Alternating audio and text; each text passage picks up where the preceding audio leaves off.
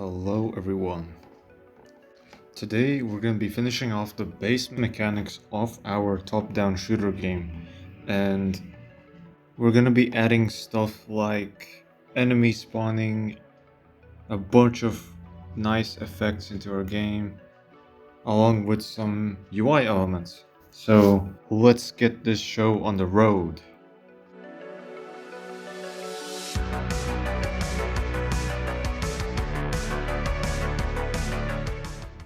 So last time we left off with our enemy. We were also able to shoot down this enemy. But as you can see, we only have one enemy, and although we can create some more enemy objects, we need a way to keep them spawning. So let us create something what's called a coroutine or an enumerator in order to handle the enemy spawning. So below our load tileset function, I'm going to go ahead and declare a function named enemy spawner. It's going to take no arguments.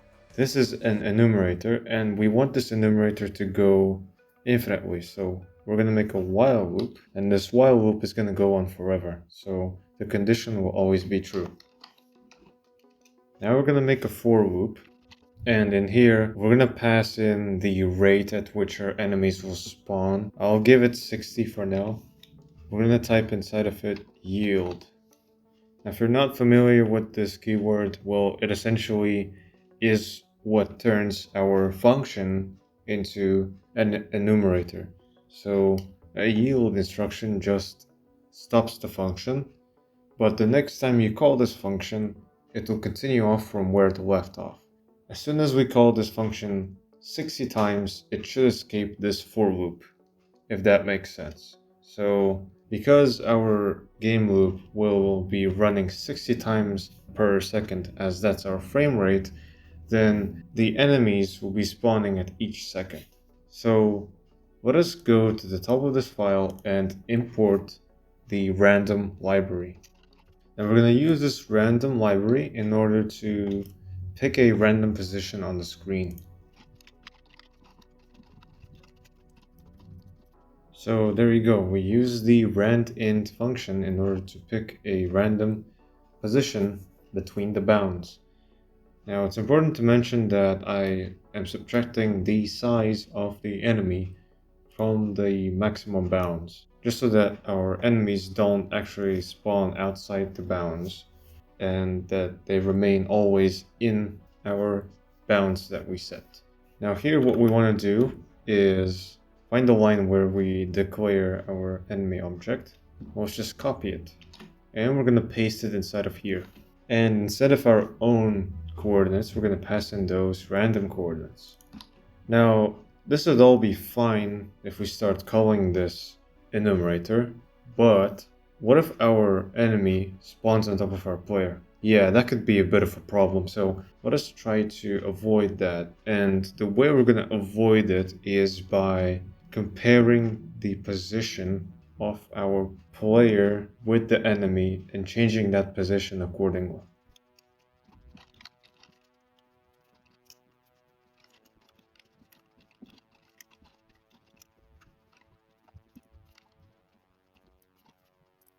So while our enemy is spawned around our player, we're gonna keep on changing its position. And I put 250 over here.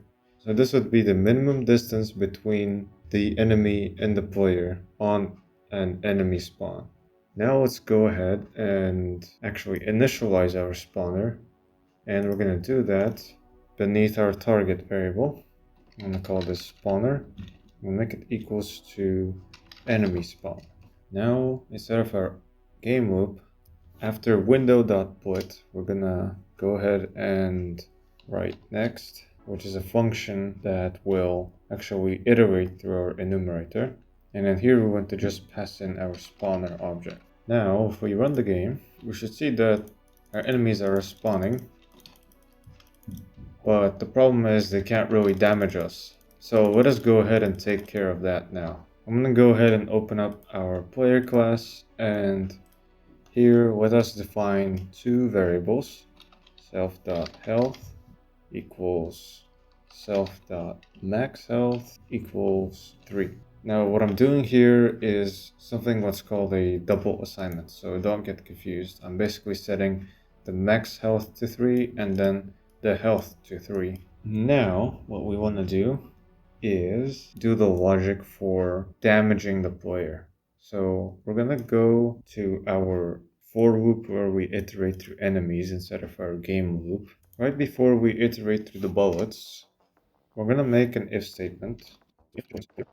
So if our player and enemy do happen to collide, then we're gonna take our player object and we're gonna subtract health from it. Let's just subtract 1. And then we're also gonna destroy our enemy. So we're gonna write e.destroy. We're gonna write continue because if our enemy will be destroyed, then we obviously can't iterate through it once again to check if it has collided with the bullets. That is because we're just gonna destroy our enemy when it hits our player. Let's just test that right now. And yep, they happen to die, but we as the player can't lose the game. And we can't even see our health. So let's take care of that now. Let's create another function. And I'm gonna write it right after the check collisions function over here. And let's call it display UI. For each health that our player has, we're gonna either make them filled or we're gonna make them empty. Our UI elements, or the parts that will be on the top center of the screen, they will also be images. So I'll just load an image here, but here's where it gets interesting. I have 2 images. I have one image where there's an empty heart slot and I have one image where there's a full heart slot. So I'm just gonna do a ternary operator here, which will check if the I is greater or equals to player.health. So if our player does take damage, then obviously the health would decrease. And so the more the health decreases, the more there would be empty hearts. So if our player health would be equal to 3, which would be the maximum, then every single heart would be full. But let's just say if we just had 2 as our health, which is not the max health, then we would have 1 empty heart. Now we're gonna also scale those images by using pygame.transform.scale, and we're gonna pass in our image in here along with the size like so. Let it just be 50 by 50. And most importantly, let's draw them on our screen. And now here, we're going to use our I variable in order to adjust the positioning of those hearts that will be on the top center of our screen. We're going to make it so that all of the hearts are on the center of the screen. And this is the calculation that allows us to do so. Let us go ahead and call this right after we iterate through our spawner enumerator right over here. Now if we run the game, as you can see, our hearts are being displayed and they're actually working. And they are in the exact center of our screen. Now, the only problem is, yes, we can't really lose the game, so let's create a game over state now. And in order to handle that, I'm gonna create a boolean is game over. And initially, we're gonna set it to false. Instead of our game loop, we would actually check if our health is below or equals to 0. So let's do that over here after our display UI function. Now here, after our background, we're gonna make another if statement. If is game over, then we're gonna write continue. And we also need to update our screen. So I'm talking about these 2 lines. So in order to not repeat them, let's create another function. I'm just going to copy those 2 lines over here and instead call update screen. Now let's go back to our update screen function and call those 2 lines. And let's call update screen on its own instead of this if statement. And another thing that we should do is make our mouse visible again. And we know how to do that by using this function over here that we made use of in our previous tutorial. Now if we run the game, as you can see, when we die, the game ends. Let's actually bring our display UI function above to here, just so that when we actually lose, our health bar doesn't disappear. If you haven't noticed yet, our cursor or our target is displayed behind those enemies. And another problem is that our enemies are not really sorted by the y-axis. So sometimes they might be displayed in a weird way. And basically what we need to do is set the priority of our target object to be displayed always in the front. The way I'm going to do that is by going over here and right before our for loop where we iterate through objects, I am basically just going to remove the target from our object list and I'm going to append it back. Although that would fix it, as I said, we have another problem, and it's that our enemies can be displayed on top of each other in quite a weird way. A nice and easy fix of that would be to just sort them based on the y-axis. What I'm gonna do is write objects.sort, and here I'm gonna pass in a key argument, and this is a lambda function that has an argument, and that argument would be each element of the object list. We need to pick out some sort of comparable, and that comparable would be our y position of the object. Now our target object is always displayed on the top. It doesn't get in the way of our enemies. Now let's add some score counter into our game, and obviously we're also going to need to add some text to display on our screen. And I'm going to declare a score variable over here, and what I'm going to do is every time we are able to kill the enemy, I'm just going to add +1 to the score. And now let's get on to adding our text object. So in order to implement text, what we need to first do is implement our font. And for that, I'm going to be using a font file that I already have in the OTF extension. If you want to use the same font, then be sure to visit the GitHub link of this project. All of the assets will be there. Let us go back to the top of the file, and we'll need to initialize another module of Pygame, and it is the font module. We're also going to need to initialize our font on its own, or we need to create our font object. Over here, let's create text font, and we're going to write pygame.font and font again, but this time with a capital letter. We need to pass in the path of our font, following with the size of the font, and I like to give it 32 as a size, but remember you could always adjust it to whatever you like. So now let's go back to our display UI function. Let's create our text. Now it is also going to be an object, not to confuse with our own object class. It's just going to be a variable, and we're going to be using our font, and our font has a render function using which we're going to display our text. So the first parameter that it takes is a string. I'm going to pass in an f string because I want to pass in my score into it as well. So I'm going to write score colon spacebar, and instead of the curly brackets, I'm going to write score, which is our variable. The next thing that we should pass is anti-aliasing. So whether or not we want to have anti-aliasing, and usually I like to give it true. And the next thing is the color, which I'll set it to black. Think of our score text as its own image that we could also display. So we're gonna use the window.bullet function in order to display our text. As for the position, I'm gonna get the width of the text, and I'm going to divide it by 2. That's for the X position. And for the Y position, I'll just give it 25 for it to be on the same level as our heart objects. So if we run the game now, we should see that our score is being displayed. So each time we hit our enemy, we gain score. Now if you want to change that so that the score only is added when you defeat an enemy. We could take this and we could put it here inside of our take damage method, which is in our enemy class.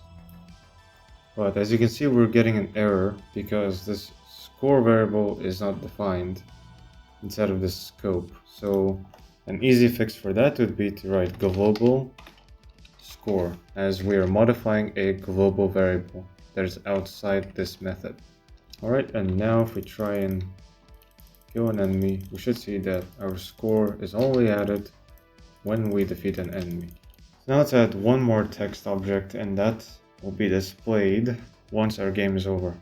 Now we've created a boolean called isGameOver, and we're going to make use of it here as well. So here, all we need to do is just create another text. So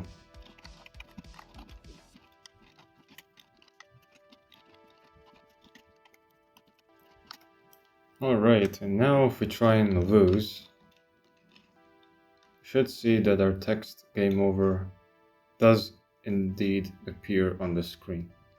So now we are done with the base mechanics of the game, and let's focus on just basically improving the game in general. I think the first thing that we should improve our game on is by animations. Let's add some animations and quality of life features in order to make our game more fair, more appealing visually. So our game currently is missing a lot of visual feedback. The first problem that I see is that our enemies are spawning too quick, giving pretty much no reaction time for the player, which is not very ideal when it comes to game design rules. So we need to fix that by adding some sort of animation before our enemies spawn. Now another thing that's a problem is there is no visual feedback whenever we hit an enemy or whenever an enemy hits us. So that's another thing that needs to be taken care of. We're going to solve it by adding some screen shake. And in order to add screen shake, we're going to use an enumerator just like we did for our enemy spawner. And last but not least, I think it would be cool if our enemies left some sort of particle trail or effect whenever they died. And also it's quite hard to tell when we're actually shooting unless we actually just press the button. So I think we should add some kind of effect for our cursor or our target object as well. So first of all, I'm gonna visit our enemy class. I'm gonna add two new variables. And I'm gonna reset the width and the height to be 0. Now, why am I going to do this? Well, the reason is simple, and that is because I want to create an effect that will increase our enemy object from 0 to its normal width and height. For that, let's create another method. I'm going to call it cooldown.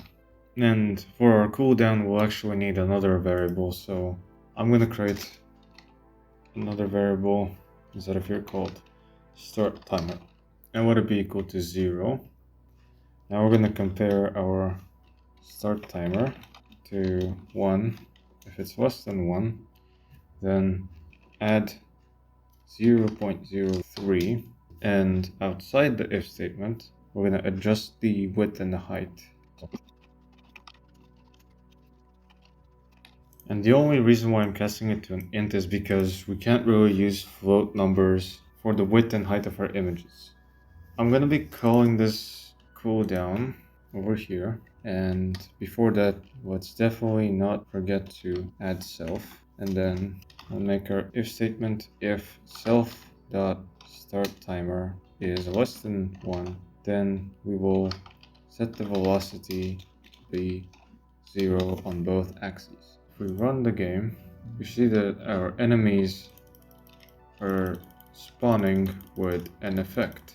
They are increasing out of nowhere, which doesn't make sense, but it's definitely better from just abruptly spawning them.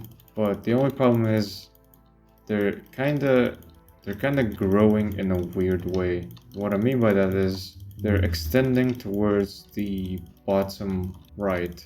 So a quick and dirty fix for that would be to subtract some value from the x and y coordinates of our enemies. Now that should give the illusion of them growing normally from the center. The next thing that I think we should add is some particles. So I'm gonna go ahead and create another list and call it particles. And I'm also gonna make another function called spawn particles. And also let's give it two arguments, the x and y coordinates. So we're gonna give those coordinates into our object constructor, and as for the size, I'll give it 75 and 75, which is the size of our enemies. And for the image, I have an image inside of our assets folder, which is called particles.png. Now I'm gonna go ahead and add that particle into our particles list. Now, when we destroy our enemies, we also want to spawn particles. So when we destroy our enemy, it should leave behind some particles. Now there are two problems with those particles. Number one is that they are not disappearing, and number two is that they are in the way of our enemies. So let us go ahead and handle that in the game loop. After we sort our objects, we're going to create another for loop here for p in particles. So in this for loop, I'm going to do two things. First of all, I'm going to make those particles fade away with time. And as soon as they are fully faded away, I'm just going to delete them. And I'm also going to sort those particles to be in the background so that they don't appear in front of our enemies.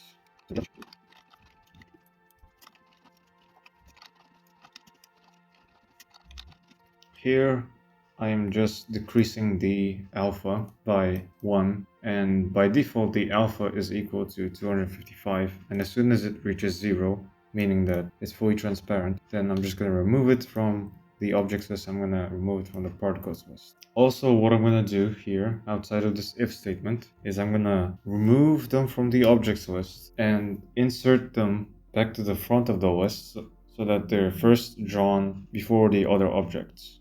Alright, and now if we run our game, we should see that our enemies are leaving particles, and those particles are not getting in the way of our enemies.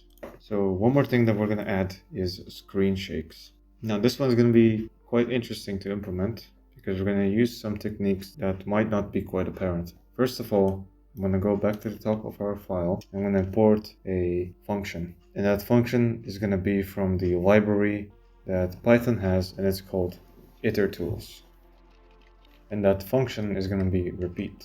Now what this function is going to allow us to do is it's going to allow us to repeat our enumerator. This will basically help us make our screen shaking easy to call, and you will see why. So first of all, what I'm going to do, so right after declaring our particles list, I'm going to call repeat, and I'm going to pass in a tuple of 0 and 0, and I'm going to store its return value into a variable named offset. So we're going to use this repeat object when we're going to be calling our screen shake enumerator. So let's go ahead and declare that screen shake enumerator right over here. I'm just going to call it screen shake, and this screen shake enumerator will take in two arguments. First one's going to be intensity, and the next one's going to be amplitude. I've already prepared a solution for this screen shake enumerator, and I want to first of all write it out fully before I can explain it.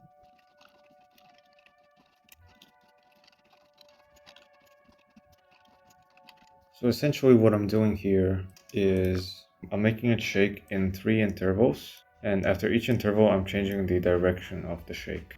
And another thing that I'm doing here is depending on the amplitude and the intensity, I'm yielding out a certain value. And the reason why this is returning a tuple is because what we're going to do right now is we're going to create another canvas or another window, and that window is going to basically be our main display now, but it's also going to have an offset, and this offset is basically going to be our screen shake, and we're going to make our screen shake horizontal, so we're not going to be touching the y value, we're only going to be editing the x value. Once our screen shake is done, in order to not get an error, we're just going to be yielding at 0 and 0, which will signify that our screen shake is done, just so that we don't run into an error.